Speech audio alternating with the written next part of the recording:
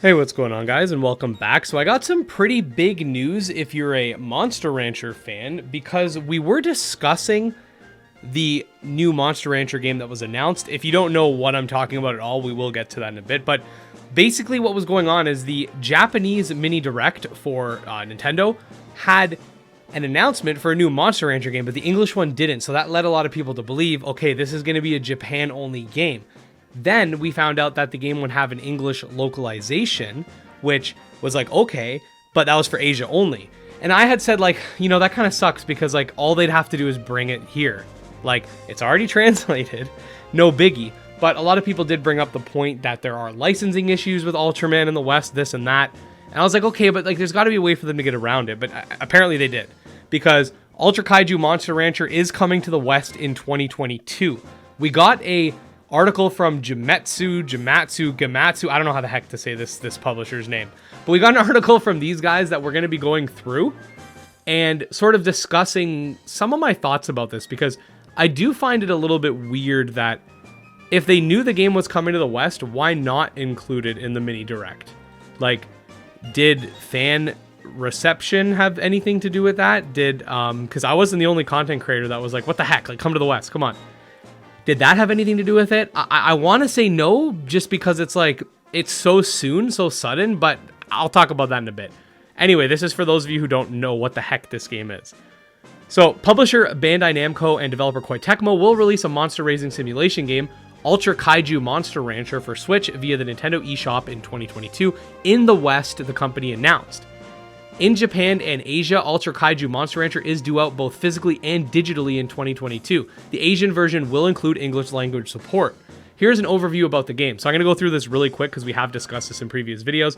Basically, honestly, like, if you've played Monster Rancher, it's Monster Rancher with Ultraman.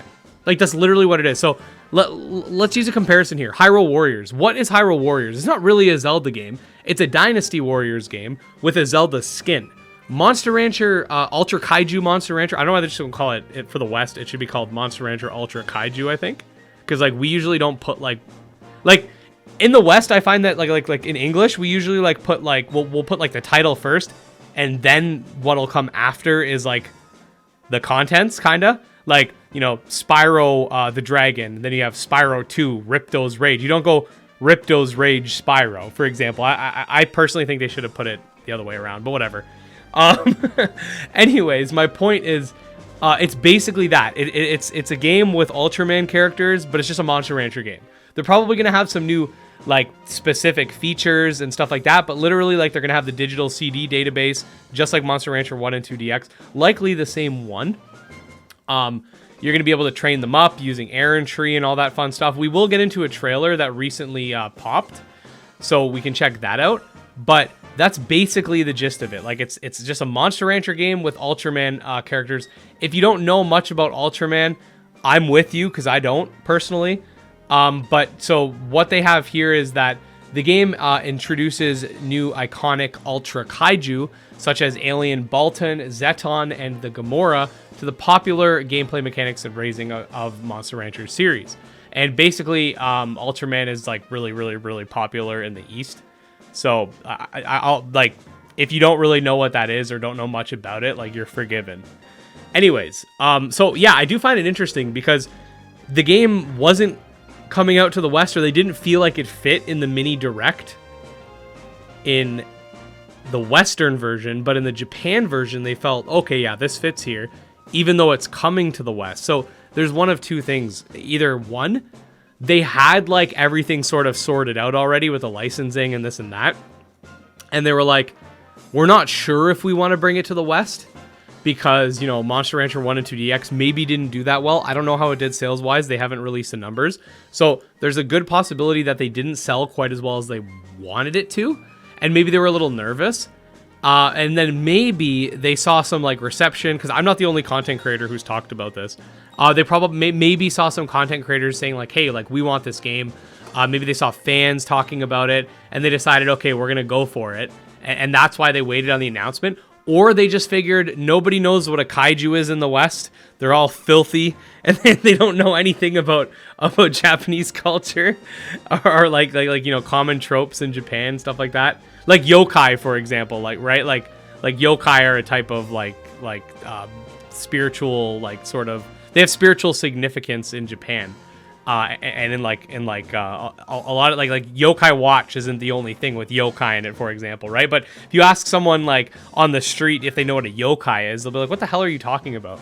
So same kind of thing here with with kaiju, maybe. I don't know, but so either they saw feedback and they're like, "Oh yeah, we should do it," and they just finalized everything. There's also the chance that it just wasn't ready and they didn't know for sure and they had to delay it a couple days, or they were just like, "Oh, you filthy Westerners, you don't know anything."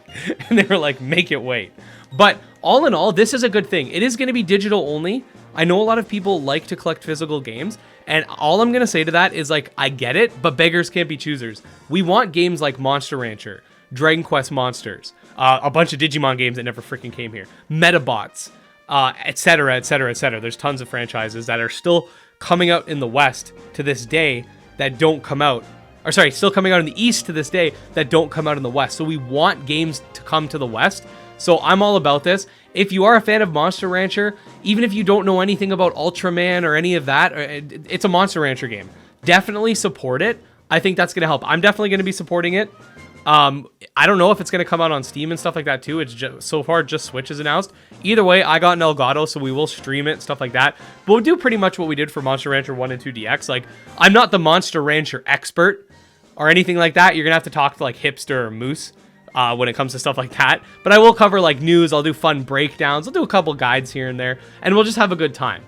But yeah, that's pretty much it. I'm going to play the announcement trailer for you guys.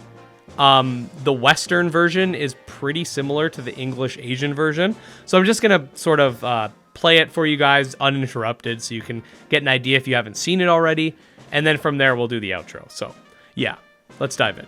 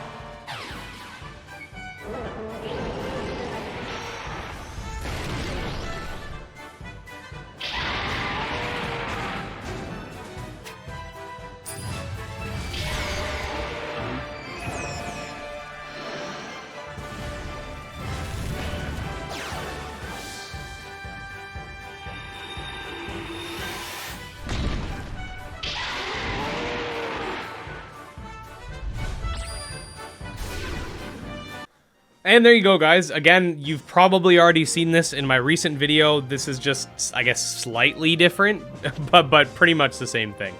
If you guys do want to stay up to date on Monster Rancher news, monster taming news in general, definitely subscribe to my channel because I put out new videos every single day. You can also check out my Twitter, my Discord, my Patreon, all links below. Speaking of Patreon, definitely if you want some perks and stuff like that, for example, getting your name shouted out at the end of the video, having a link to your YouTube channel in the description.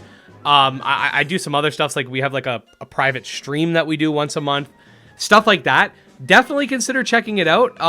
Basically, donations are the best way for me to become independent, from not needing a full-time job and just doing YouTube as my main source of income. Probably the best way. AdSense is definitely not bad on my channel, but everything helps, and I'm hoping to eventually be at that point. So if you can check that out, definitely consider doing so. Speaking of which, special thanks to Dro Ghost, Steel Case, Jim Hamilton, and Dark Persona. And with that, we'll see you guys next time. Peace.